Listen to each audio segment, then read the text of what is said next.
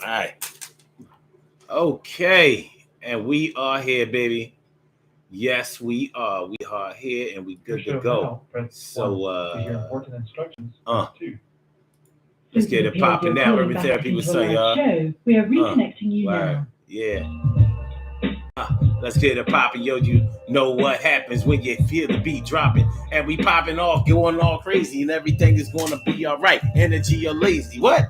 But today on the daily, actually, it's the Urban Therapy with Son show, and we gonna let you know exactly how it go. With the flow is really immaculate. Well, it's kind of janky, but we gonna do this thing, Today on the Urban Therapy with Son show, we talk about the things that you can legitimately brag about. Things that you can legitimately brag about. Nobody, well, we say it, nobody likes to hear anybody brag, but it's not necessarily true. There are some people who are able to get away with bragging about certain things because of maybe it's their cadence, maybe it's just the way that they express themselves, maybe it's because we know that it's an innocent thing, so we don't get mad at them. But what about the people who fail to acknowledge their accomplishments? They're doing great things out there. They're doing great things out there in the world, great things out there in their communities.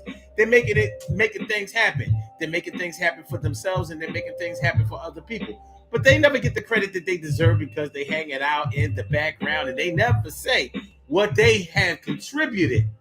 So is it right that they never get a chance to say, well, you know what? When this and that and the third happened, I was the one who was behind that. I was the one who financed it. I was the one who made it go. I was the one who got the contract signed. I was the one who put the people together. I was the rainmaker, and you gotta know that. And what's wrong with that? If you're doing great things out there in the world, should it even be looked at as bragging? Well, to some people it will, because of the simple fact that you acknowledged it in the first place. But an acknowledgement and a brag are different. And we gonna check out the difference right now, y'all. All the ways how. What's going on, y'all? I'm feeling like a real man should, and I hope y'all feeling like real men and women should also. So we gonna rock out today on the Urban Therapy with Son show. Yo. So, yeah, have you ever known somebody that was so humble about what they did? They were humble, but they were always working, always creating, always making things happen. But they never talked about the things that they did. And sometimes they might have even gotten on you about talking about the things that they did.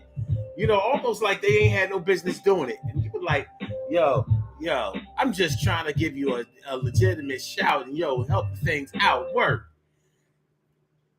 When you fail to get acknowledged about certain things, it can really cause a problem. Now, of course, we know that when we talk about bragging, we're normally talking about somebody who is really, really starting to become irritating about even the smallest accomplishments. Like that ain't nothing to be bragging about. And then we need to talk about the people who brag about things that they really shouldn't brag about at all. Like that is not a badge of honor. That is not a good look. That is not no. So we gonna get into it. We gonna get into it right now. Yo, and I'm glad to be here on this Saturday afternoon. It's kind of scorching out there. It's pretty warm. Let's see. Currently, let me see what that temperature looking like. 89 right now, and in the city of Philadelphia.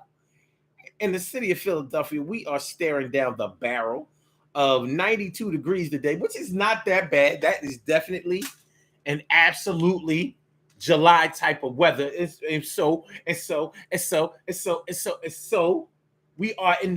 We are smack dab in the middle of the cancer season. Shout out to my brother from another mother, Norris Hill. And so we're gonna rock out. So let's get it popping. Urban Therapy with Son 752, and this is the Urban Therapy with Son show. We do this every single Saturday from 1 p.m. till around 2:30-ish. And the reason that we say 2:30-ish is because sometimes it gets so heated that we just have to do a little OT on a Saturday. And it is a Saturday. This is the show where adults come out and play with other adults. We laugh, we cry, we argue, fuss, and fight. Go back and forth with each other, bust it up all crazy. We take an introspective look into our own personality to see the way that the universe projects us into this thing called the world and try to figure out this thing called life. I am your host, Son 752, aka Omar, with the And if you can't say Omar with the, well, then you just say Omar with the R. This is the Urban Therapy with Sun Show. I want to welcome all of y'all to here. I'm glad to be here. I'm feeling like a real man should, and I hope y'all feeling like real men and women should also. So we talking about the things that you can legitimately brag about. Things that you can legitimately brag about. What is bragging? What is bragging? Normally, we describe or define bragging as somebody who is overbearing when talking about the things that they have, the things that they've done, the things that they are associated with. You know, like, I got more money than you. I got more girls than you. I can do what you can't do. I am better than you. Look at this brand new ring I got on my finger. That thing is hot. A dead ring. Look at this chain around my neck. This thing is giving me a whole lot of love and respect. I said, look, this is the way that I am. Yo, I got good skin and I don't wear scam. I said, look at the things that are associated with me. I should be the man. I'm the king, you see? Yeah, we look at those things as bragging. But there are times when even those things can be looked at as like, no, it's just, you know, you should be proud of what you had. And it's like a double-edged sword. You should be proud of the things that you've done, proud of the things that you're associated with, proud of where you come from, proud of who you are, proud of the things that you had. At the same time, you shouldn't mush it in people's face. You shouldn't go all over the top trying to draw unnecessary attention to yourself because of the things that you had. You shouldn't make other people feel small while making yourself look like you all this, that, and the third. That's what you shouldn't do. And sometimes it's hard for certain people to find a balance of how to mitigate themselves, how to make sure that they get the proper due credit for the things that they've done, the ways that they are. At the same time, making sure that you don't make other people who don't have what you had, who can't do what you do, feel bad, feel small, feel like they ain't nothing, son. You know what I mean? You ain't supposed, yeah, I mean, son. So that's what we're going to talk about today on the Urban Therapy with Sun Show. I'm doing something different today. Normally, I take echinacea pills, but they didn't have. When I went to the herb store,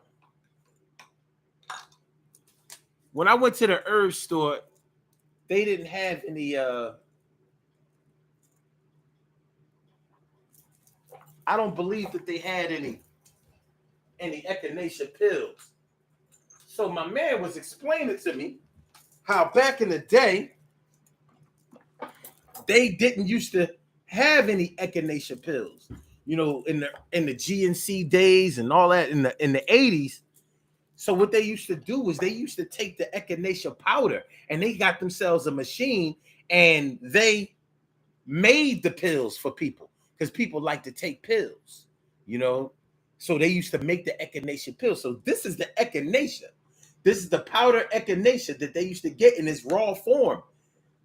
And I told him, well, yeah, well, just give me the powder. Give me the powder, son. Give me the powder. And he said, yes, you can just put it in some water and you know, or some juice or whatever and drink it and you'll get the full strength. By the way, my herb store is called Wayne Avenue Health Food Store. 5007 Wayne Avenue, Philadelphia, Pennsylvania, 19144. Check out my man's in them. My man, Shakir Kareem. He's a good dude, and they always hook me up, and they'll hook you up too. You know, we have to concern ourselves with better health and start taking the reins on trying to preserve our lives and improve our lives in its preservation. So Wayne Avenue Health, right there in the community for over 30 years, basically just about 40 years. Yeah, just about, they about a year or two short of 40 years, making sure that people know what their herbal health options are. And I want y'all to do the same thing too. So if you are in the Philadelphia area, if you're going to visit the Philadelphia area, if you live in the tri-state area, Jersey, Delaware, or the surrounding suburbs of the city, go down to Wayne Avenue Health Food Store and check them out. You know what I mean? They don't even have to sponsor me. I'll sponsor them. You know what I mean? Because I'm down with them, and they always keep me right. And so let me I tasted it ain't bad. You know, I've taken capsules out before and tasted the inside. It was like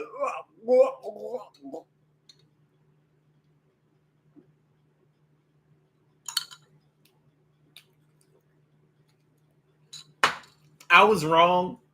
It's disgusting. It tastes just like a pill. It tastes just like a pill. I'm gonna drink the rest of it though. It's taking a while for it to dissolve.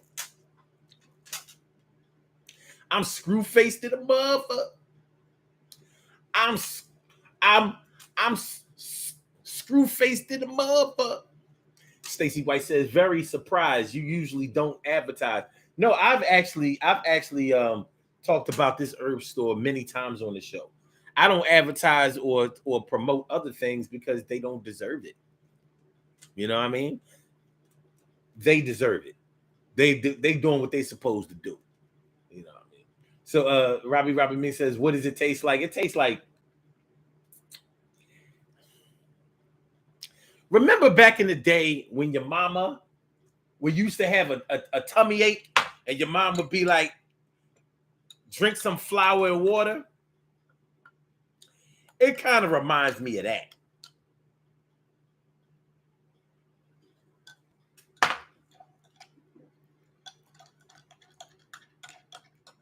It's a little bitter. A little, not a whole lot. But I got my good water in here, and I got my tea. I got my dandelion and red clover tea here. So we straight. We straight. You know what I'm saying? We straight. We gonna make it. It's gonna be all right and everything. It's gonna be all right. Think it won't. But yeah, so things that you can legitimately brag about. You know, subjectively, no, objectively, you can brag about whatever you want to brag about. You can talk about whatever accomplishments that you have achieved. You can talk about the people that you have been raised by, or any teams that you've been on. You can talk about yourself to a certain degree in any form that you want to. You know, there are always going to be people who are going to say that you think that you all this, that, and the third because you are associated with this, or because you have this, or because you could afford this, that, and the third. Yeah, that's just the world that we live in. It doesn't make it totally invalid just because you acknowledge something that you have been a part of.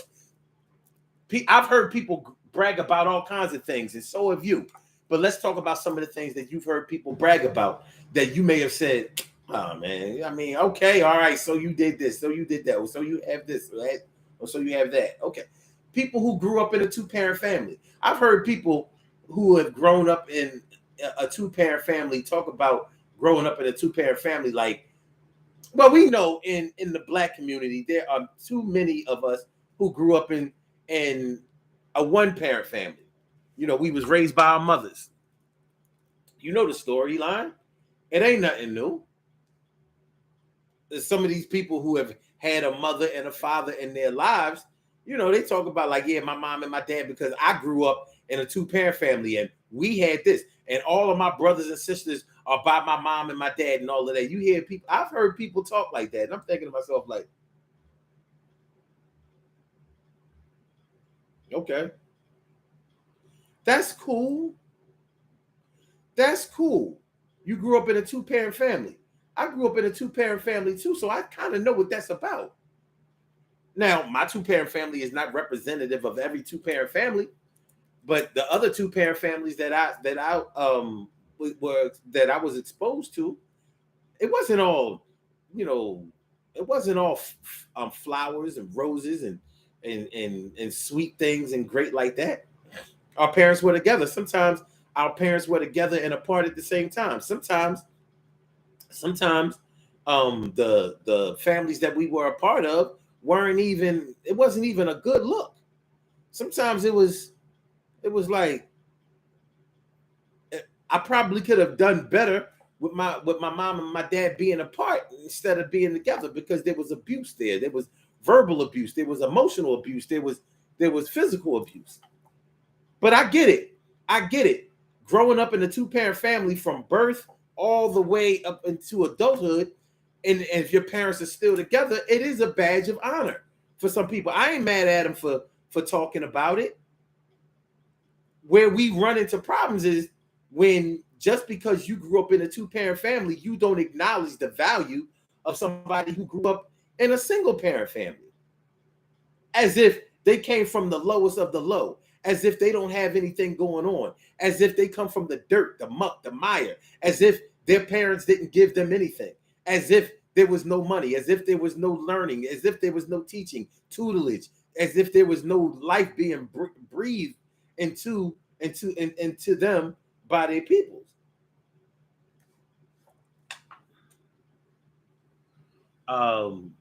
Candace Watson, thanks for coming back through. Candace, going back to the show the other day, we were talking about on the show that video that was going around. We found out that the video was scripted. I said that I thought that the video was scripted, and we found out that the video indeed was scripted. And I was wondering, does that change the trajectory of our thinking? Because like, I knew that the video was wrong. I knew it wasn't. There are certain ways that a man and a woman, especially when you talk about a baby mom and a baby father, there are certain ways that a mom and a dad talk to each other when they are when they are embroiled in a real argument, and that wasn't it. They never acknowledged the name of the kids. Who doesn't do that? They never cursed at each other. Who doesn't do that? But anyway, when you ask what is a healthy two-parent home, I mean, what is a healthy two-parent family home? I think it's very subjective. I think anything that's healthy is something that is safe.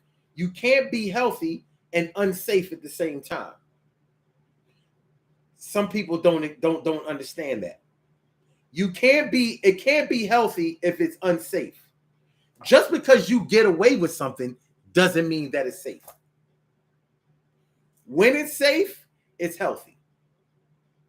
So if you are around someone who consistently puts you in dangerous situations or makes you feel uncomfortable, being uncomfortable means feeling unsafe. And being uncomfortable and being unsafe is unhealthy. On the inside, it's going to mess you up. It's going to keep you from being able to keep your eyes on the prize.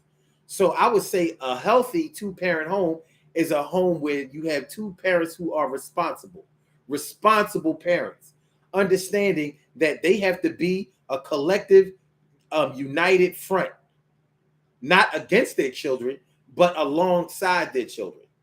So you can't have your children playing one parent against the other.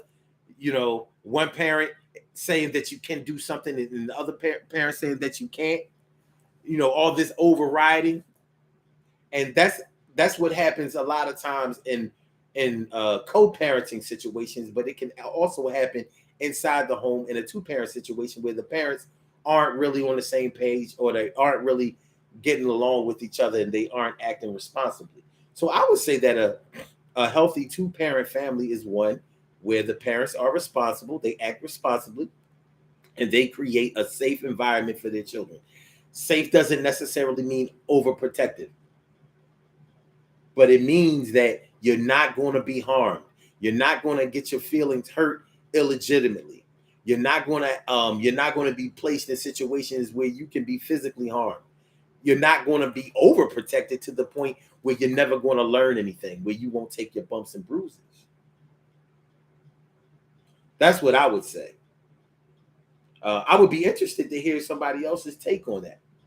And speaking of hearing somebody else's take on it, if y'all would like to call into the show and give your 2 cents about what we're talking about today, which is things that you can legitimately brag about, I invite you to call in. And the number to call is area code 319-527-6199. That's the number to call us at a 319-527-6199. Yes, y'all. That's at a 319-527-6199. Yeah, get on the line. I said a 319-527-6199. Yeah, get your shine. 319-527-6199. Press number 1, and that will let me know that you would like to speak. And then I will call you out by the last 4 digits of your telephone number, and you can rock on and do the damn, do the damn thing. This is the Urban Therapy with Sun Show. I'm your host, Sun752, aka Omar with the R. And I see that we do have a caller on the line. Caller with the last numbers 4828. Welcome to the Urban Therapy with Sun Show. Thank you for holding. What is on your mind this afternoon? What's good? Good afternoon. How are you? I'm feeling like a real man should. Okay. I was just listening to your description of a healthy 2-parent household. And you mentioned that there are people who brag about having grown up in a 2-parent household. But there are also people who, mainly men, I've heard, mainly men brag about, I grew up with a single mother. And for women, I've heard women say, well, I grew up, when I grown up, I had my dad in my life. And in my opinion, those are both legitimate things to brag about. That's just the way that I think. I think that when men brag on having grown up in a single parent household, they are saying to you, hey, listen, my life, whatever I have in my life didn't necessarily come easy. And if it did, it's because my one parent, whether it be mom or dad, because people automatically associate single parent household with the mother, but it's not always that way. If I did have it easy, it's because my parent worked their behinds off. They didn't have the security that some 2-parent households have. And as far as women bragging about having grown up with their father in their life, that's also a big deal. I know that's something that I've done. Mentioned that, I grew up having a loving father, more than one loving father in my life. Because there's like a negative association with women who did not grow up with their father in their lives, or a positive, male figure in their lives. It's like that she has daddy issues, or anytime you're thinking or feeling something that other person may not be agreeing with, it's like, oh, it's because she didn't have a father in her life. So it's like, I'm letting you know right now that I've had a strong and positive male presence in my life. You can't even come at me from this direction. So, and that's what I think those are 2 things that are legitimate reasons to brag about. One thing I don't think is legitimate, and you can tell me what you think, is when somebody brags about, yeah, I was in jail. Unless you're like mentoring young people, like there are people who wait till they're at the cookout to be like, yeah, I spent 8 years at, upstate. And I'm like, oh, okay, we're just playing spades. How many books I'll make? Like, I'm not really concerned about how many, you know what I mean? But people brag on that heavy. It's like it's giving them street cred or something. And it does for a lot of people. And that's the real problem. I don't think it's legitimate. I'll tell you this. And I've heard plenty of my people complain about this, like how in the Black community we'll acknowledge and praise and dote on a person coming home from jail, like, yeah, man, you made it, you out of the belly of the beast, you know what I'm saying, you came back from hell and all of that, we got everything here for you. We're going to give you this. We're going to give you that, and blah, blah, blah. But the kid who goes to college and comes home with a degree, ready to improve their community or at least be an asset, I mean, honestly, think about it. When one of us goes to college and graduates, that the in terms of sheer numbers, it shows like the black education in this neighborhood is this because of you. It raises the level just by you going to college and finishing. Yeah. The person who goes to jail brings down the property values, brings down the value of the neighborhood because it adds to the criminal element, the crime numbers, and the incarceration rate of people that come from this neighborhood. So just by going to jail, you have, in terms of numbers, brought down your community. Just by going to school and finishing, you have raised the value and the standing of your community. But which one do we acknowledge? A lot of people in the hood, they're guilty of it. Yeah, man, you came home, man. I'm so glad to see you. You know what I'm saying, man? I was missing you. I was gonna come see you, blah, blah, blah, blah, blah. I'm just so glad you're home, man. You know what I mean? Your son getting big, your kids, blah, blah, blah. And and it's like this kid who just came home from college, he's like, yeah, all right, so he went to college. You know what I'm saying? Like, I mean, what's he doing for me? Little nerd motherfucker. You know what I'm saying? It's like, and it's not always like that. But it is a legitimate gripe, and it is a legitimate concern because it does happen. I've seen it happen. You know what I'm saying? Shoot, this cat comes home in a cap and gown.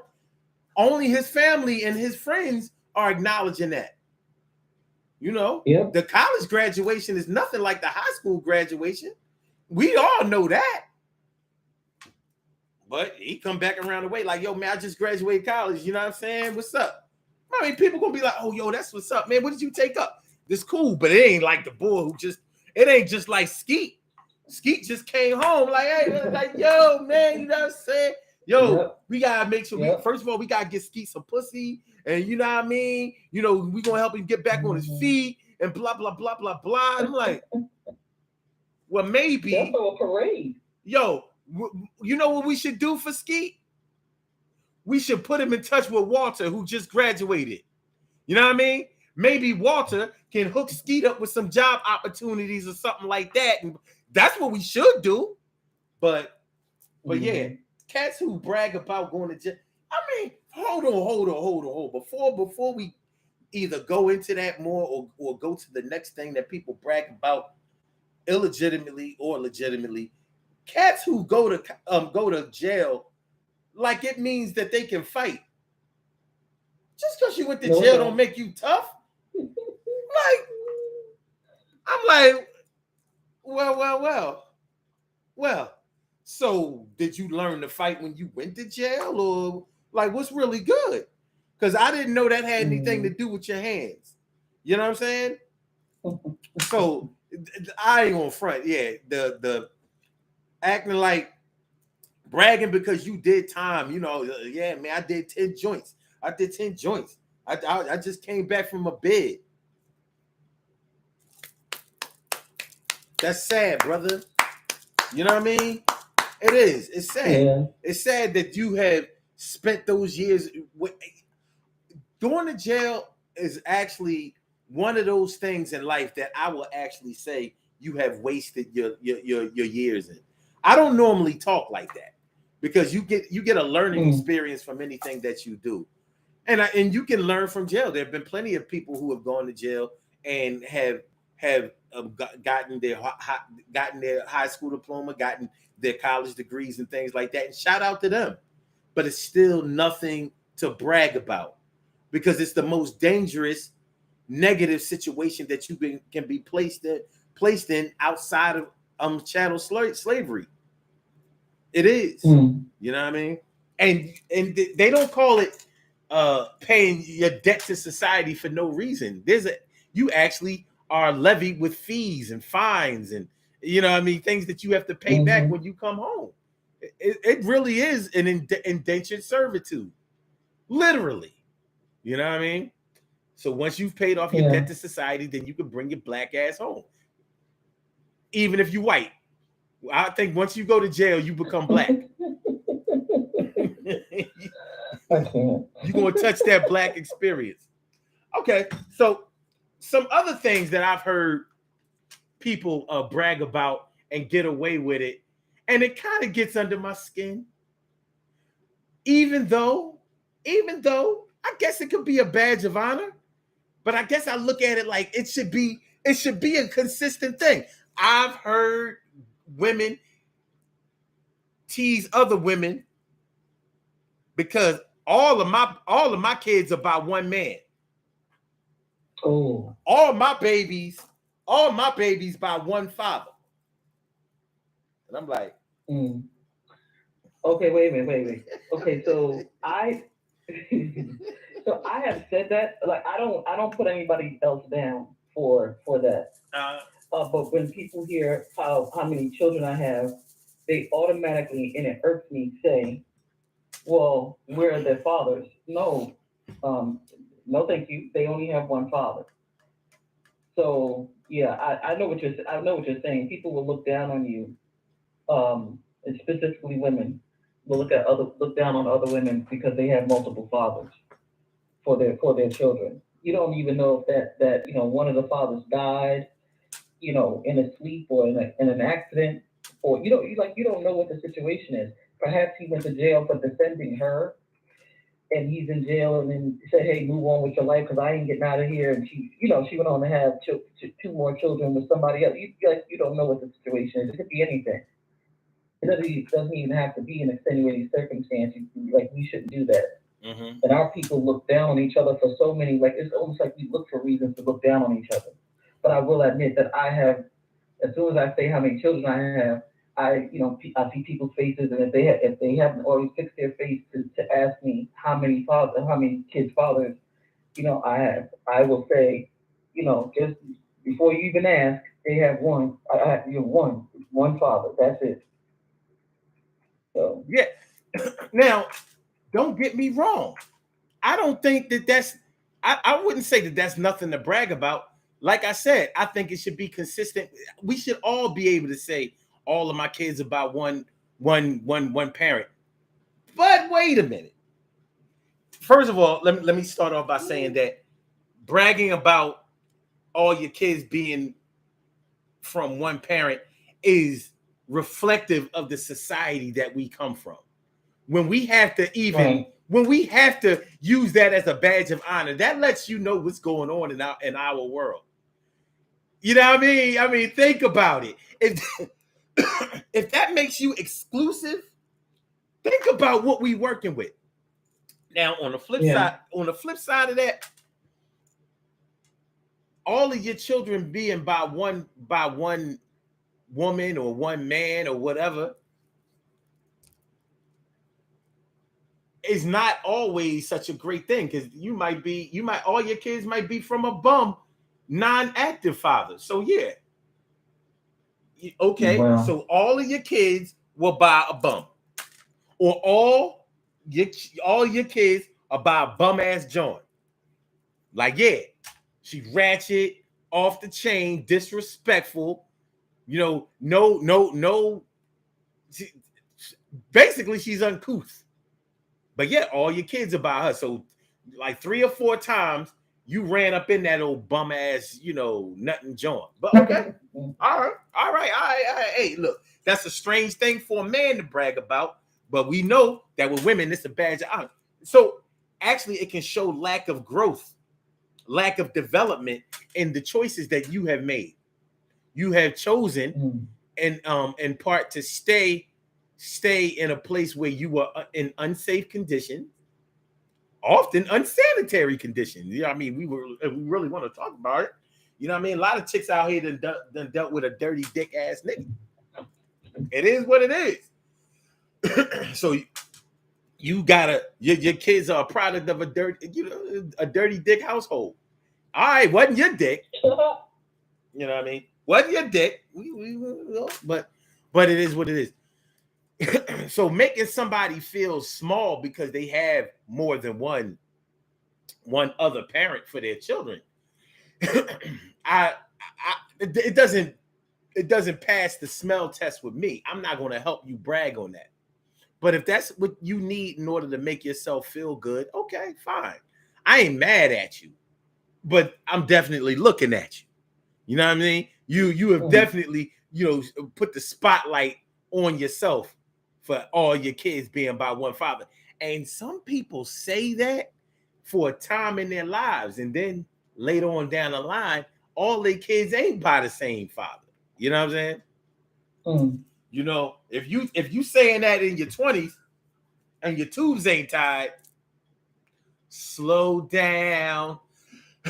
But every situation is different, and I don't put women down for having multiple baby fathers. It's probably not the most desirable situation, but if the fathers are active, inclusive, and responsible, and taking care of their children, rearing their children, raising their babies, I ain't got no problem. I don't care if you got 6 baby fathers. You mean to tell me? You mean to tell? Let's go all the way up to 8. You got 8 baby fathers who are active in each one of their babies' lives. What in the octopus is going on with you? You know what I'm saying? If you can pull it off, I can't be mad at you. The problem is it don't normally work that way. Normally it's the 9th baby father that's expected to hold it down for the 8. Well, look, I got 6 of them. I'm going to hold it down for the 6. The other 3 grown. You know what I'm saying? They grown. You had them when you were 17. You were already 38. They grown. I ain't got to hold it down for them. But let's keep going. Do you have time? Do you have time to talk today? Because we have more. Yeah. You know what's a weird flex? I think a weird. I don't know. Okay, I'm on the fence because I do believe that we need to focus on our health, and the Black community has a lot of generational health issues that we don't necessarily promote better habits, you know, so that we can try to limit it or maybe minimize the amount of family members that suffer from it, like high blood pressure, strokes, there's all kinds of diabetes, things like that. However, a weird flex uh, for me is I'm vegan. Mm. Mm. It's to the point where people get angry or and preachy, like damn near conservative, like how conservatives are really preachy and they throw the Bible at you left and right. Um, like vegans have become a new Bible thumpers. Right, you're To right. me, it's a weird flex, and I don't know if it's a legitimate. Like I'll go back and forth because of how aggressive they can be. I go back and forth of whether or not it's a legitimate thing to brag about. Veganism, bragging because you don't eat meat or so. See, the thing about the whole bragging about being a vegan thing is a lot of people who call themselves vegans aren't really vegans. They practice veganism, but they're not. Yeah, a lot of them are vegetarians saying that they're vegans, and I'm like, I'm quick to look at your shoes. Like, you got on leather shoes, or go over, let's see what you're driving. Oh, look, leather seats. You're not a vegan. True vegans are vegans in and out. Vegans are great because they actually are more concerned with improving their environment than they are with improving their health. So it's funny that you said veganism is like a religion, because it is. They really are concerned about the environment. Like they honestly believe that if we keep eating these animals, if we keep killing these animals, we are messing up our ecosystem, and we are taking away nature's balance of the earth, and that's why we're having all of these hurricanes and tornadoes and the hole in the ozone system. I mean, they're right.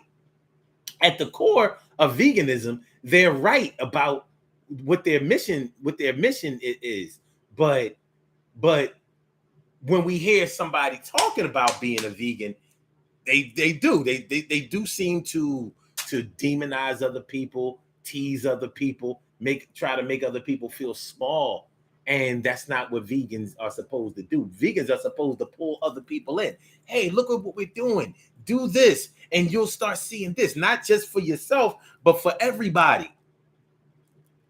You know, it's hard to, you rarely really run into true vegans in that regard. Vegans are concerned with humanity. They really are. They are humane, if nothing else. But we find these people who used to be 400 pounds and now they down to 200 pounds, and they expect you to live their lives and all of that. So like I was talking about this herbs. Look, I want y'all to give my people a play. You know what I mean? I try to eat healthy, but it don't always translate. But as far as community is concerned, I want to make sure that we build our community, because we're experts at tearing it down. Let's see what we can do to build it. So bragging about being a vegan is not something that I think you should do. Being associated with veganism, I think that's a good thing to brag about. Not necessarily brag, you know what I mean? Like the word brag itself has such a negative stigma to it. It's bad branding. But there are some people that we see brag. I know I've had people in my life that used to brag, and sometimes I just had to smile at them because there was a certain innocence to the way that they brag. I couldn't be mad at him. My man Steve, I talked about my man Steve on the show plenty of times. My man Steve bragged about everything that he had. I couldn't be mad at him because there was a certain innocence. He didn't want to hurt nobody. If anything, he was like, all right, we all need to get our weight up. Let's get this money. We can get these girls. We can scoop all the girls. Us. But I'm going to have the best ones because I'm better than all y'all. Hi. But he legitimately wanted everybody to get some. You know what I'm saying? So I couldn't be mad at it. There was a certain immaturity but a certain innocence in his bragging. Where I was like, listen, he need that.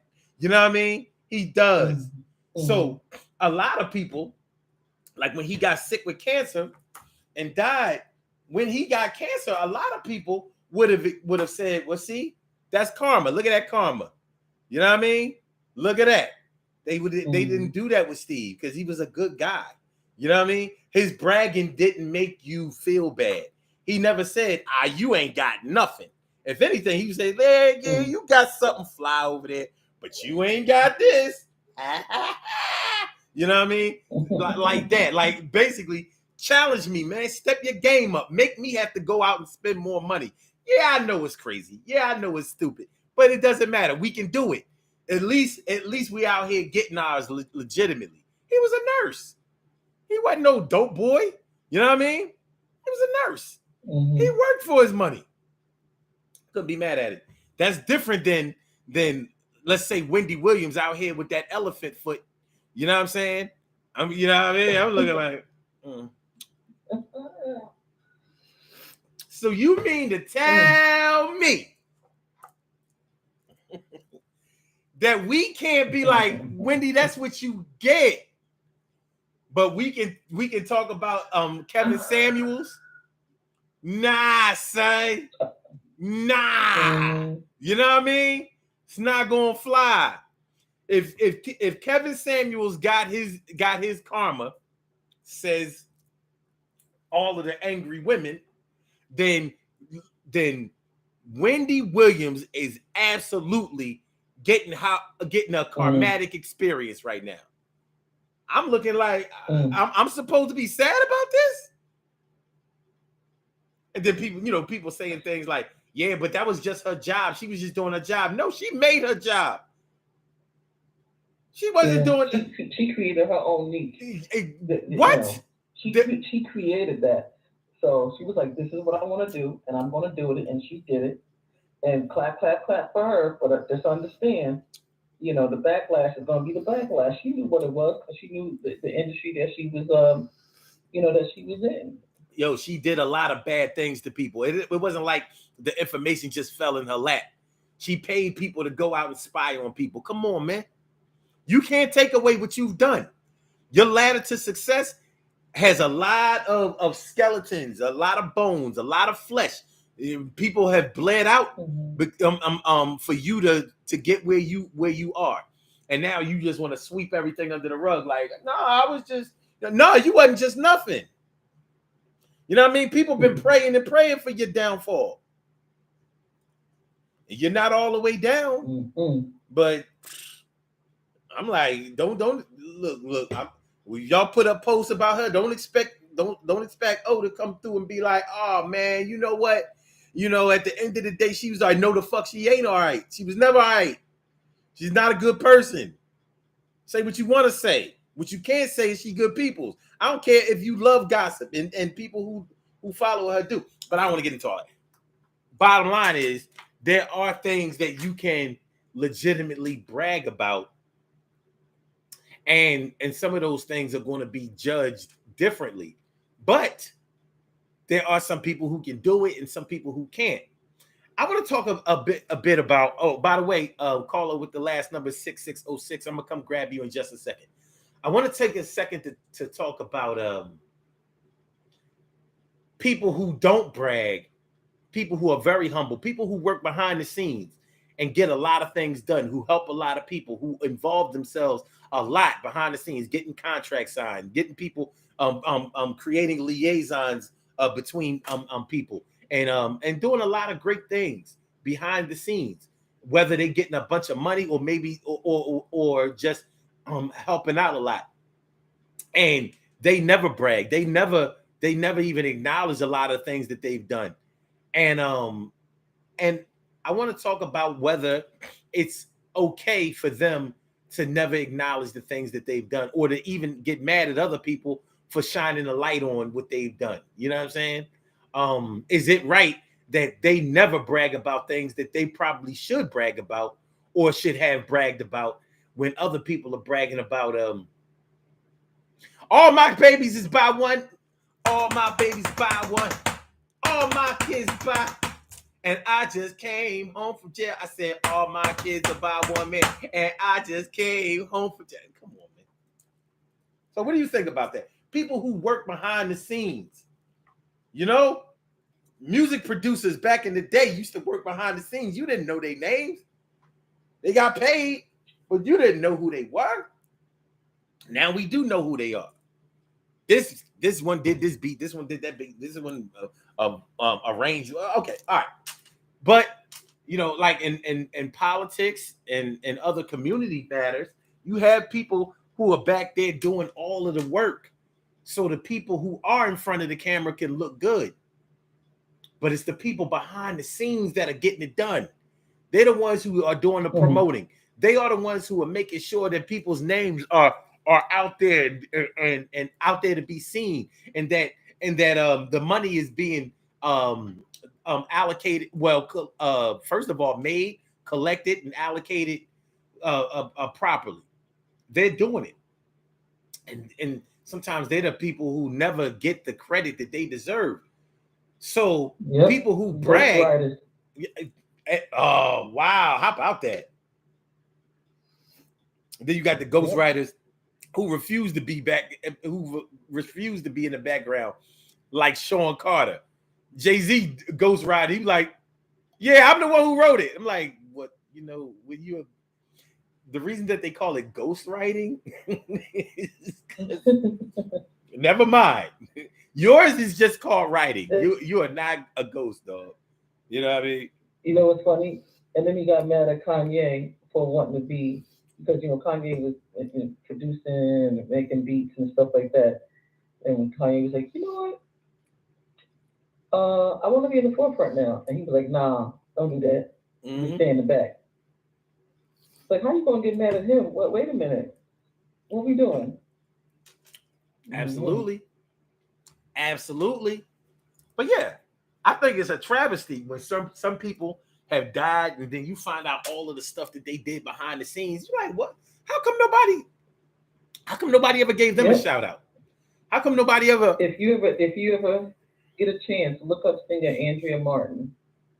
She was a good friend of mine, and she was writing and producing since we were in high school. And you're gonna find a long list of accomplishments and songs that she wrote, but she didn't. Back when we were in high school, she didn't have the quote unquote look that all the record companies wanted. So she just chose to, she's like, ain't no thing. She came out a couple of albums, but she made her money writing some of the, a lot of popular songs that people are gonna be like, wait a minute, she wrote that? Yup, she sure did. And she was one of the most humble people that I've ever known in my life. Very, very sweet woman. Very, very sweet woman. And she lived humble still, Yeah. In Brooklyn. Her story is similar to a lot of people's story. Just like she wrote for a lot of people, maybe even did vocal arrangements for a lot of people, and is definitely responsible for the successful music career for a lot of people. The same way is like, I don't know if you have ever known anybody in music who has done engineering work. But if you know somebody who does engineering work, you know somebody who does all the damn work. Engineers do all the work. Producers get the name. But you take your idea, your concept, like Puffy. He would say, all right, I want you to sample this. Make something fly out of these old 80s pop records. Make a beat out of that. But the engineer is the one who took the handoff from the producer. Now, there are plenty of producers who are engineers also, but the engineers are the ones who play with the keys. They're the ones who make sure that the levels are right. They are the ones who get the samples correctly, the loops. You know what I'm saying? They are the ones who turn in the finished product. How many engineers do you know the names of? Yeah. Marley Marl. One thing. You asking me? Actually, it's a rhetorical question. Because you may actually know some engineers. But what I'm saying is, anybody in music, anybody who has stepped inside that vocal booth knows once you get in that soundproof, the engineer is the one that's like, okay, wait a minute. When you tell them, turn my mic up, or I'm getting too much feedback. I can't blah, blah, blah. The engineer is the one doing the work, making sure that those DAT tapes are what they are. Hold on. I want to acknowledge something.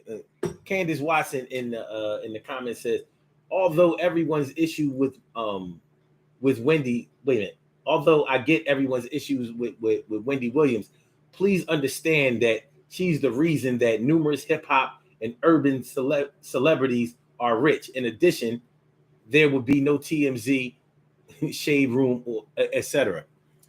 First of all, she's not the reason for anybody's success. They are the reason for her success. I could definitely live in a world that didn't have TMZ, Shade Room, or any of that bullshit. I would love a world where we didn't have that.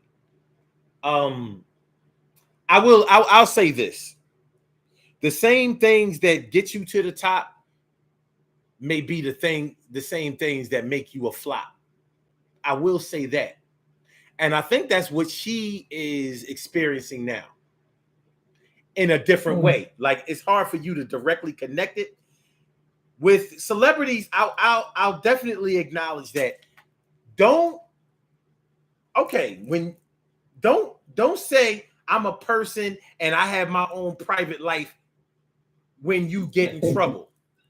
Don't wait till you get in trouble to start saying, this is unfair. I got, I'm just a man. I'm just a woman. A person blah, too. blah, blah. Mm-hmm. Yeah. Say that when you are on the rise. Say that when somebody is sticking a camera in front of your face while you doing your thing. Say, well, I don't really need all of that. Just buy my records. You know what I'm saying? Or, don't set up any of your promotional tools on your way up. Don't wait until you get allegations of sexual assault, being a pedophile, or you done stole something or gotten on drugs or caught some disease. Don't wait until then. Don't start bitching about having a right to privacy. Then exercise your right to privacy while you are on the rise, because there are people who have done it. Now I don't need all that. You know what I mean? Well, the thing about Wendy though is that she didn't create celebrities. She didn't. Wendy wasn't coming, like she went after whoever had the biggest name already. So you couldn't be a small fry and have Wendy come at you, because she would literally say that you weren't worth her time. And especially when she out in Philly, she'd be like, oh, who? Oh, no. And she would repeat, who? Like, that was her way of saying, please, these people aren't on a large enough scale for me to even acknowledge what they think or feel. So she would purposely attack, those who had a big career, because those are the people who were going to get the most attention. It didn't make sense to mess with somebody like Andrea Martin, even though she knew exactly who Andrea Martin was, because Andrea Martin was in the background. No, she's gonna come for that, whoever Andrea Martin's writing for. You understand what I mean? Hey, listen. That's my problem with the comment that you read. One thing I will give to Wendy Williams is that she worked hard to get where she is. Like, she wanted that. Mm-hmm. You know what I mean? One thing you'll never be able to say about her is that she just slipped and fell into the success that she had. No, she didn't. She was ruthless though. She didn't care who she fucked up. She didn't care. Now she's going to have to deal with people not caring about her. That's how it works. It wasn't like she was out there cheerleading for people like, yo, make sure you buy this album. Oh, such and such is a great person. And blah. No, that's not what she did. It was all dirt. This one is gay behind the scenes. This one is having sex with this one. This one is cheating. This one is bad. This one is stealing. This one is, you know what I mean? This one is not who they said. No, it was all that. It was all messiness. And then people want to be like, the public has a right to know. No, they don't. Nobody had no right to know what you do individually with people that you are associated with. How? Because I'm a public figure. Everybody's a public figure when they go outside. You can't stop a person from filming you when you go outside. You can film whoever you want. You outside. And that's what she did. She had people filming each other. I'm filming people when they went out, investigating on some old cheaters type shit. And now when she had her problems with her own relationship, that's why people was like, wow.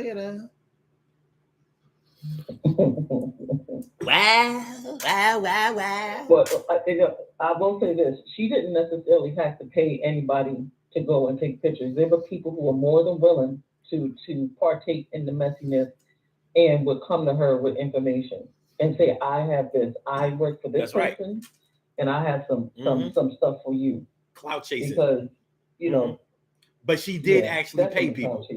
But she did pay people. Yeah, I'm not saying that she didn't. I'm just saying that she acknowledged that. She have to. People will come right to her. Yeah, once she got established. Once they start seeing okay. Not only do I have beef with the person I'm supposed to be cool with, but I can tear them down. I can put them in their place. Yeah. I hate to say it, but that's one of the reasons why she is ugly. She favors But no, she. My bad. That's one of the reasons why she favors gay men, because there were a lot of gay men in the industry who, people weren't really paying attention to them. They were just doing hair, whatever, just being stylists, and they were reporting back to her. Mm-hmm. So, that's why she bigs up gay men, and she says, "Oh, I don't mind looking like a drag queen," and things like that. People think, "Oh, yeah, she's just in support of the community." No, it's because those were the main people feeding her information in the beginning. That's word. A lot of people don't know that. Yeah, behind the scenes. And I know this for a fact. Yep. Yeah. So. Listen, she acknowledged that she paid people, that she had, people doing private investigator. Well, she acknowledged it. It ain't like she kept it a secret. She put it out there like, listen, this is what I do. So listen, if you're doing something out there, I'm gonna catch you out there, and then I'm gonna report it. That's how I go. You know what I mean? And honestly, she really took a chance. She took big chances on her life doing that. You know what I'm saying? But anyway, keeping in step with what we were talking about, things that you can legitimately brag about. I want to make sure that before we end this show, I want to actually talk about some things that you could legitimately brag about. And I have a list, and it's personal to me. I think that these are things that I think people should make sure that they do let people know that they were a part of. First of all, if you have gone to school, gotten multiple degrees, or even just one degree, I think you should acknowledge yourself for that, because it's a good thing. You know what I mean? Especially if you're Black, that is a good thing. It's showing other people, it's showing your other little princes and princesses that yes, I can stay the course and do this. Because either way you cut it, even with the student loans and all of that, you have done that trying to be successful at something, and it's going to happen. College only teaches you how to learn. And I'm not saying that you can't be successful without going to college, but I think that if you have gone to college and you have stayed the course and completed that mission, yes, you have the right to brag about it. Now, I don't think you should keep bragging about it. Like, yeah, I went to, I got a college degree and you don't. That's not the bragging that I'm talking about. But if you had to pay your student loans, if you had to fight just to be able to find a good study place because your house was full of turmoil and craziness and maybe even jealousy, because you were the black sheep, you were the black book reading sheep, you know what I mean? Shit like that. No, you have a right to acknowledge what you have done. I think it's a good thing. It's a lot better than acknowledging that you just came home from jail. You just did a nickel piece and all that old bullshit. You know what I'm saying? All right. Also, if you are active in your community, working in education or housing or fair loan practices, things like that. Things that that we have often been cheated out of. I think that if you're working behind the scenes or in front of like on the scenes trying to get that done, I think that's something to brag about, because I think it's something that other people need to get on to so we can actually get this thing done. You know what I'm saying? I think that's a good thing to brag about. If you can cook really well. Excuse me. Yeah. Didn't you have another caller? Oh, they went away. They go bye-bye. They go bye-bye. If you can cook really well, everybody likes to eat. You know what I'm saying? But here's the thing with that cooking thing. You got a lot of people be like, oh yeah, I know how to blah, blah, blah. And you know what I mean? And they just be all right. You know what I'm saying? Mm-hmm. But if you really got that, if you really know how to burn well, I ain't gonna be mad at you. You know what I'm saying? You just gotta show and prove. But a lot of people brag about their cooking skills. I ain't mad at them. By the way, if you call in and you want to speak you have to press number 1. That lets me know that you want to speak. Sometimes people just call in to listen to the show because you can do that. But if you actually want to speak on the show, you have to press number 1, and that, I get a notification that says that you want to speak. I just want to put that out there. All right. So yeah, if you cook well, yes, I think you should brag about that. If you are out there trying to help the youth get farther in life than they are, I think that you should brag about that. You know what I mean? Trying to raise these babies, trying to get more productive citizens in society. There's no way I'm going to tell you you need to shut up about that. No, you need to put it out there, fully promote it. I want to see billboards like, yo, I help kids and I never touch them the wrong way. I would never hurt a child. I'm here to help them. Little black babies. I'm trying to make sure that they get everything in life that should be promised to them. Yeah, I think you should be acknowledged for that. And I think if you bragging about that, I ain't mad at you. I'm going to help you brag about it. We do have another caller on the line. Caller with the last number 6202. Welcome to the Urban Therapy with Sun show. Thank you for holding. What's on your mind this afternoon? Hello, this is Candace. Hey, what's going on? So I need everyone to understand that the reason that we acknowledge the negativity in the Black community actually stems from slavery. Okay. I don't think people realize it, and that comes with reading and having to read a lot of books to see the correlation, do the PhDs in sociology and all of that. Because what people don't understand, and the same thing with the bragging that I have one baby father, it stems from slavery. The bragging of the negativity, it stems from slavery. So I'll explain. If you had a child who was very fast, very smart, very whatever, you would never brag about that, because if it got around, the overseer would sell the child. The overseer would sell your husband. The overseer would sell whoever it is, because you're a commodity. So if they ask about your son, he's bad, he doesn't listen, he's stupid, he's blah, blah, blah. You down that child so that you can keep your child. The same thing, that generational curse has just now changed. Instead of us saying that. That is also why we don't acknowledge children. Your child could be a straight A and B student, graduate with honors. That is why it never comes out. You will have parents who are gleaming proud. I'll be the example. I have a master's degree in physics. I doubt anyone knows that, and I don't talk about it. My mother never talked about it. My mother is proud of me, so is my father. But they never acknowledge that my initial degree is in chemistry and my master's degree is in physics. They don't say anything. I don't say anything, because that's how I was raised. That is how we're raised. We do that because of slavery. There's a lot of things we do in the Black community because of slavery that no one realizes, because no one really talks about it. Okay. I don't think people realize that. That is why every time people say, why do you brag about this? The same thing about bragging about, I have one baby father, or she has multiple. The reason you did that was because if you were a slave that was caught on one, either slave-wise, you were raped by the master, or your husband kept getting sold and you have to keep getting new relationships, which produce new babies from other people. So that's why it was a down, because it was talked about you. So it was like looked down upon.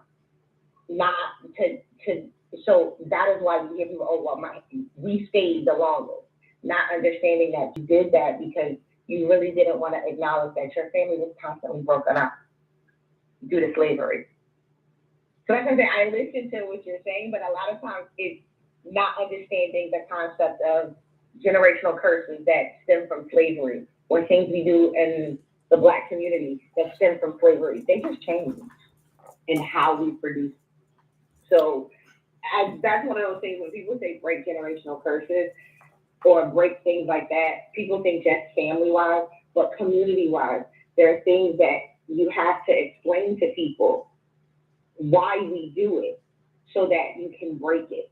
Otherwise, we will continue to always acknowledge the bad things in our community because that's what we have to do in order to protect ourselves because we were not considered human. Okay. First of all, I appreciate you calling in, and I'm glad you brought up the word understanding, because when we start talking about slavery, and we start talking about what happened with slavery, we have to really work hard and do a better job at understanding exactly how slavery worked. There's so many people who think that slavery was so much about brutality and pain and hurt and anguish and hard labor. And we have to learn more when it comes to that, because that's not what slavery was all about. You have to think about slavery from a business standpoint, because that's what slavery was. It was a business. It was the business of selling people, and of course the stripping of the language, the guide, the culture, religion, and all of that kind of stuff went along with it.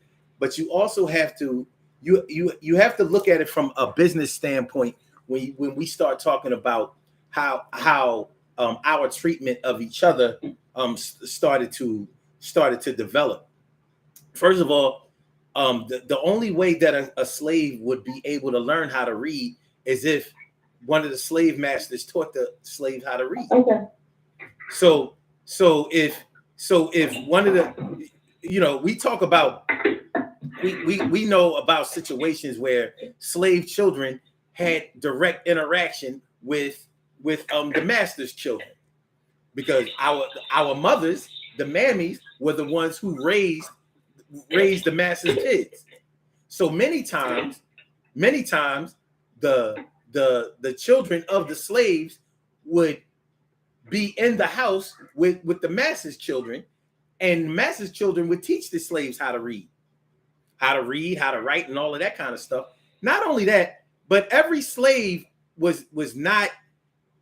There were plenty of slaves that were taught to read, write, and count, and all of that kind of stuff, because they conducted business of buying and selling for the master. So there were plenty of times where plenty of slaves were trusted to go into town and handle business matters with master. For master, without master. So it wasn't always a situation where the overseer was coming down on slaves who learned how to read, write, or did anything well. It wasn't always like that, especially in North Carolina and Virginia. North Carolina and Virginia was where you got all of your quote unquote premium slaves. That's where you got slaves who could read, write, conduct business, speak well, conduct themselves well. And but also just understand. Hold on. The reason that I know this is because my dad was from North Carolina, and he bragged about being North Carolina for that very reason. He was like, "Nah, I ain't from." Oh, I'm not talking about that. Listen. Your largest breeding farms were in Virginia and Maryland. And by breeding, I mean you were telling Black women, Black slaves, that if you have 10 children for me, we will let you out, starting at the age of 12. Your largest breeding farms for slaves, because they had numerous ones in Virginia and in Maryland, were those two places. Virginia had some of the most. So that's a whole nother, because I read that book. That book is very, about 3 books about that, and that's a very different thought process. That's why Roe v. Wade and a whole bunch of other stuff, people might end up learning. Black men definitely. You might not want to talk about that. But I will say, before, like, I know Virginia did, because one of the biggest things that Virginia had was breeding farms. And by breeding farms, I don't mean I mean breeding farms as far as people. So females producing 15, 16 kids from the age of 12 until she died at 20, whatever, or 32. They didn't live that long. Well, there were more. So I mean, I'm not saying that. I'm just saying that is part of also the reason why Virginia and Maryland had the largest amount of breeding farms, so that they were able to produce the most amount of people. And part of that was when you did breeding farms to see what it was, and then from there, pick the ones who didn't and do whatever. So I'm just acknowledging, yes, they did, but that was also part of the reason why they had such, because they had such large, especially Virginia had such large breeding farms. So like I said, there's dichotomies when it comes to slavery that many people don't know. And I said, I've read a lot when it comes to slavery and understanding it and all the rest. And like I said, the Black community, even take a Kevin Samuels, no disrespect to him, but my issue with Kevin Samuels is when he would discuss Black females, he sounded like an overseer, literally. She's got to be this big, this, that, da, da, da, da. That's literally, she's a good ironer. It sounded exactly like when you had women and men on auction blocks. I don't think that's what it sounded like. I don't think that we really understood. I mean, I'm just saying a lot. I don't think that we really understand what overseers did and what their job was. And honestly, listen, I could dispute everything that you were saying about the breeding farms and all of that, because historically, the state that had the most slaves in it was South Carolina. So if you want to talk about breeding farms, and just in sheer numbers, South Carolina had the most slaves. Period. They outnumbered the white people. They outnumbered them. They didn't outnumber them in North Carolina. They didn't outnumber them in Virginia, and they surely did not outnumber them in Maryland. So listen, you may have read some things. Yes, I did. Listen, you may have read some things. I may have read some things. The bottom line is this: when you understand slavery from the standpoint of, when you start thinking it from a business standpoint, you have to ask yourself certain questions that are going to be based on logic. From a businessman's standpoint, which slaves are going to have the highest resale value? The slaves the slaves that have little skills, or the slaves that have the most skills? Females were the biggest ones. Just to let you know, females were the biggest ones. Which slaves have the ones that are the best cotton pickers? Period. I really want to hear what he has to say. Wait a minute. Though. Every crop wasn't cotton. You want to talk about cotton? You're just talking about Mississippi. Cotton wasn't a big crop in Virginia, South Carolina, or North Carolina. Yeah. Mississippi blew up because of cotton. The other states didn't blow up because. See, this is what I'm talking about. Like you have to start. We can't just concentrate all of our knowledge in one area with certain bullet points and think that that's all that there is. My question was, which slaves would have the highest resale value? Slaves that had the most skills, or the slaves who had the least skills? And that's why I'm saying, looking at it from a business standpoint, and each slave master, first of all, to be a slave master, you had to be rich. Slaves weren't cheap. Poor white trash did not own slaves. None of them. Women did not own slaves. None of them. It didn't work that way. So there's a lot that goes into it. When we start talking about mental slavery, we're talking about mostly what developed after slavery was done. That's when we started fighting each other the most. Because now we don't have a common enemy anymore. The common enemy became ourselves. These niggas trying to hold me back. These niggas trying to hold me back. It's deep. That's why I didn't really want to get into slavery, but I could talk about slavery all day long. But we were our own common history as well, and we still are. We still are. But when I tell you to look at slavery from a business standpoint, you have to do that. You know what I mean? But most of our people, the generally our people think that slavery was all brutality. We think it's all whips and chains and all of that. That's the media giving us that. It was a business. All slaves were not treated poorly. You know, we talk about the house slave and the field slave, like they had different slave quarters. House slaves wasn't nothing but housekeepers. When they were finished keeping the house, they went back down to the slave quarters just like with the rest of the slaves. It wasn't sweet like that. Let us tell it. The ones who don't know, we think that house slaves was palling around with massa, you know, had it all good, like they had air conditioning inside of massa's house. Wasn't like that. You know what I mean? But we don't know that, and that's because we're not teaching that. You know, for everything that we acknowledge about our mistreatment, once we start peeling back the layers, we start finding out what really happened. But we don't do that. We just so content with pointing the finger and basically talking about what we know, you know what I mean, versus what somebody else doesn't know, that we fail to acknowledge the true root and the source of where our problems have come from. And in that way, we make ourselves our own worst enemy, you know, infighting all day. While just like Massa back in the day, we already taught them how to fight each other, how to hate themselves, so they hate anybody who looks just like them. We're gonna let them do that, and then they'll all love me, work for me, praise me, want to be like me, and they'll all hate each other, and they'll never get anything in life. And that's where we are.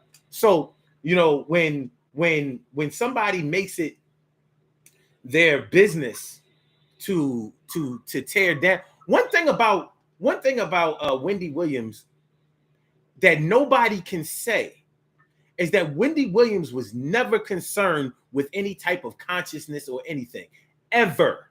That's one thing that nobody is going to be able to pin on Wendy Williams. She was not concerned with you finding out about your history, your origin, your pride, and none of that. This is all messiness. This is all gossip. This is all bullshit. That's what she sold. All right. Hey, you getting money, and money is your thing. Money and fame is your thing. You got it. You got it the way you got it. But what you're not going to be able to do is try to spin the block and try to make it seem like, nah, I was just doing what I had to do. No, you ain't have to do nothing. You did what you wanted to do. And now you sick. Well, we all get sick. We all get sick and die. It happens. You know what I mean? But don't expect people to be boo-hooing over you and all of that, or not saying, aha. Yeah, because you're going to get that. You did it for years. You promoted that. Now it's your turn. You know what I mean? But hey, she's a fighter. She might mess around and get back on top again. You know, she's had some adversity over the years. You know what I mean? More power to her. But when we're talking about on this show is the things that you can legitimately brag about. If you are helping people out there in the world, I think that you need to be acknowledged. I ain't going to be mad at you because you're talking about helping.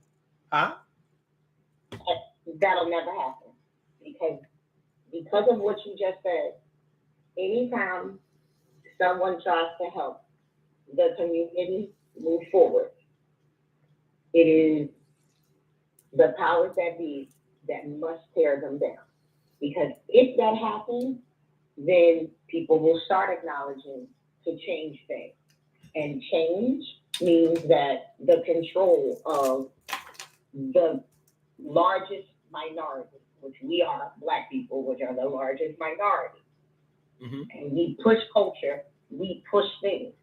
If you change that, then it then changes other minorities, which collectively we become much more of the majority, then it changes. And once that changes, the powers that be at the 1% can no longer do what the 1% likes to do, which is why the thought process of, in order for you to be a leader, you have to be broke. Instead of the idea that that's not sustainable. That idea is not sustainable. So in order for everyone, so there needs to be a leader. But in order for there to be leaders, i.e. everyone goes back to Martin Luther King, goes back to Malcolm X. That was time for that time. We are now in this time. Sustainability for a leader, you cannot be broke. And that, because no one can get rid of the cognitive dissonance of moving our people forward, but that person not be broke, there will always be I'm not following them because they're not broke. So because of that thought process or that little doubt that can be put into that person, then that is why they will never be a leader to push forward. In order to change that, someone needs to first start, i.e. your rappers, your TV show people, whoever, because media changes everything. Someone needs to show or put a show on of someone pushing the community, but the person's not broke. Or collectively showing people doing it and they're not broke, but they're still trying to push the people forward. Mm-hmm. Once that is shown, then we will change. But until then, it will never happen. Because now that we are in the age of information, and I can connect to a person in California, or I can connect to a person in London, or I can connect to this person and make some changes, that's the whole thing. It won't occur. Because if I can connect, I can tell you and I'm in Philly, and I can tell the person in Texas what I did and how to quickly do it and push forward. And that's why. Hold on a second. Hold on a second, Candace, because we're running low on time. I want to ask you something. You said that you have a master's degree in physics, right? Correct. All right. Are you the only Black person that you know that has a master's degree? In physics, or just a master's degree? A master's degree, period. No, I have multiple friends who do.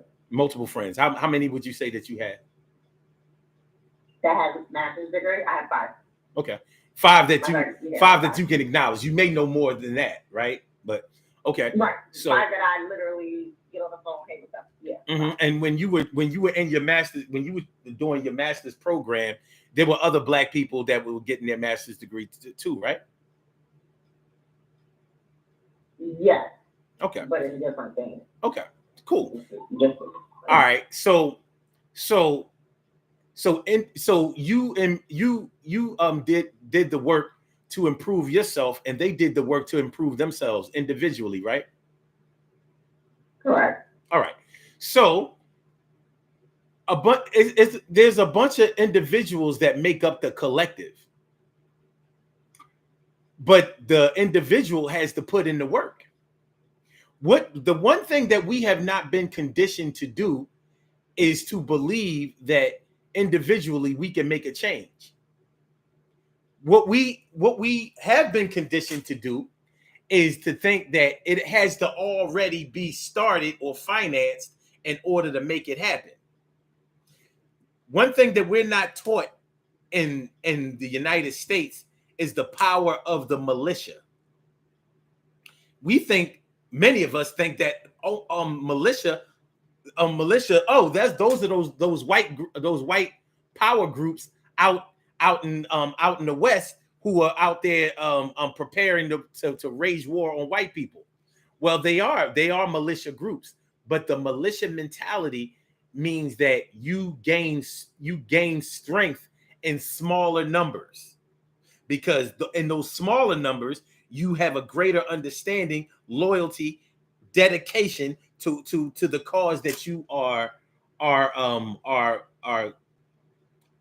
interested in. When one thing that Black people don't do, you mentioned one of these rappers or whatever needs to push forward I never said that. I said people will do it if it's a rapper. For some reason. But actually they won't. I didn't say that if they do. Okay, I don't want to misquote you, but they actually won't do it if it's a rapper, because a rapper is not. It's not the job of a rapper or an actor or an athlete or anybody in entertainment to push forward consciousness. It's not their job, and they can't do the job. It's been proven. They can get in and assist, bring some awareness, but they can't finish the job. And we've seen it time and time again. They can't finish the job. You know why? Because that's not what they got into their profession to do. That's not what they're here for. The people who are pushing that narrative are the people who are so-called broke. Yeah, but here's what they're getting done. They finish the job on each and every child, each and every adult, each and every individual that they deal with. This is the reason. Okay. On a show like this, right now there are 9 people active listening to this program. Does that make this program illegit? No. Even if there were 100,000 active listeners, would that mean that all 100,000 are on the same page? No. Just like you go to a Beyonce concert, everybody doesn't love every song that she's gonna sing on her playlist, in her catalog. And not everybody is listening. Some people are only at the concert because they had to take somebody to the concert. So not everybody is on the same page. One thing that we do is we think that we need stadium-sized examples of ourselves advancing, and that's not what we need. What we need to do is make sure that individually we push the envelope of education, of knowledge, of freedom, of justice, of advancement. That's what we need to do. You know, we can't stop the media. The media has the power to teach you exactly what they want you to know, but you have to take a look at what they're teaching you, and you have to take a look at what they do to people who try to teach you anything that takes away from the bag. You know, because you were talking about money and being broke and all of that. Once Black people, they'll let us say anything. They'll let us take off all our clothes and roll around on the stage like a fool, like Lizzo, or they'll let us get on stage and with our example of self-hate like Lil' Kim. But once we start fucking up their money, like Martin Luther King and like Malcolm X, that's when you gotta go. They didn't kill Martin Luther King because he had a dream. They didn't kill him because he was raising the level of consciousness of Black people.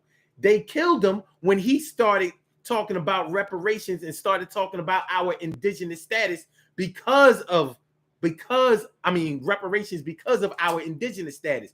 That's when he had to go, because he already had the following. The poor man speech. The poor man speech. So exactly. So it's not having somebody who has money. Martin or Malcolm died poor, straight up and down, broke.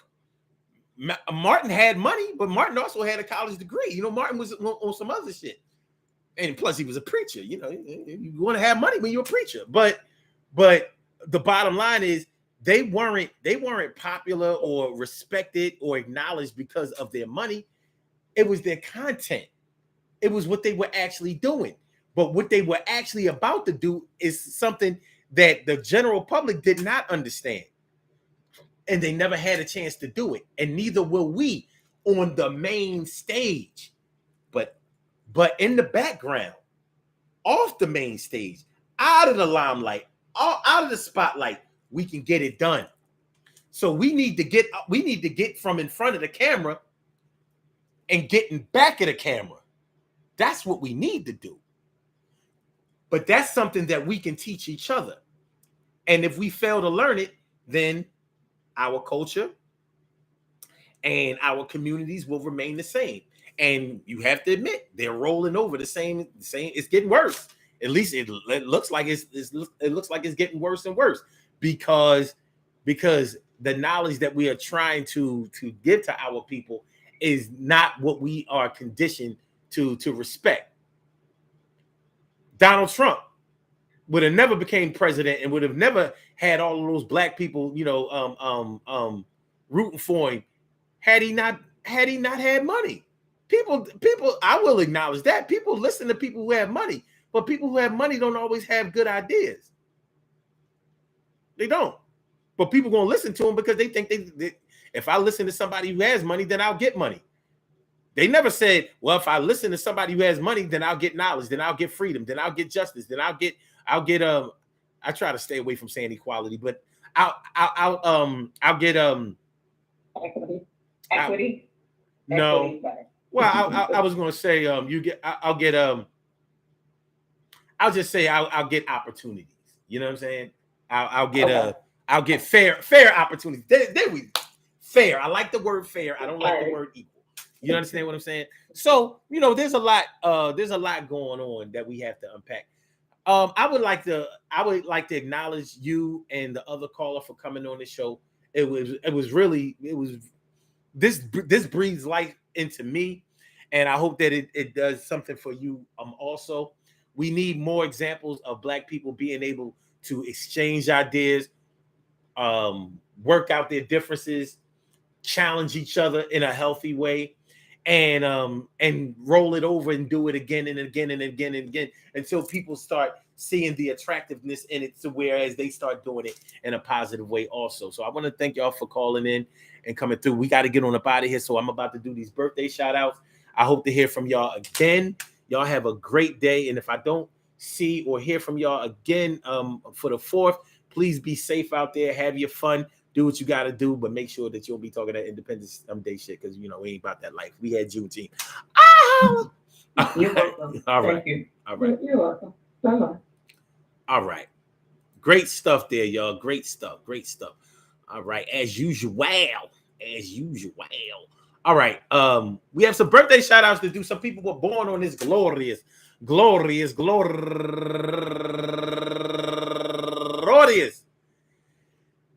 July 2nd, and they deserve to be acknowledged. So let's go about our business of acknowledging them and making them feel special, because they are special, because they are special, because they are S-P-E-C-I-A-L. They get the R-E-S-P-E-C-T. They are S-P-E-C-I-A-L. They get the R-E-S-P-E-C-T. They are S-P-E-C-I-A-L. They get the R-E-S-P-E-C-T. They get number one out the box, Shonda Middlebrooks, turning 46 years old today. Happy birthday to you, Shonda. And also Latanya Foster, my girl Latanya Foster, a.k.a. Tangi, turning 54 years old today. And also Stacey Carver, my man, comedian Stacey Carver, turning 52 years old today. And Annie Sophia Henderson, happy birthday to you. And last but not least, my man Yusuf Jackson. Happy birthday to you, Yusuf. Very much associated with the promotions of Philly comedy. Do the damn thing. I want to say happy birthday to all of y'all, and I hope that today finds you a good health, happiness, mind, body, soul, and spirit. All of y'all go ahead and turn up, but don't turn up too loud. Just turn up loud enough so everybody can hear you. Rock out, rock on and do the damn, rock out, rock on and do the damn, rock out, rock on and do the damn thing. You do your thing, y'all. Represent the queens and kings. You do your thing, y'all. Represent the queens and kings. Good things happen to those who wait. Great things happen to those who grind, and anything can happen to those who go for theirs. So go hard, go for yours, and remember, man, listen.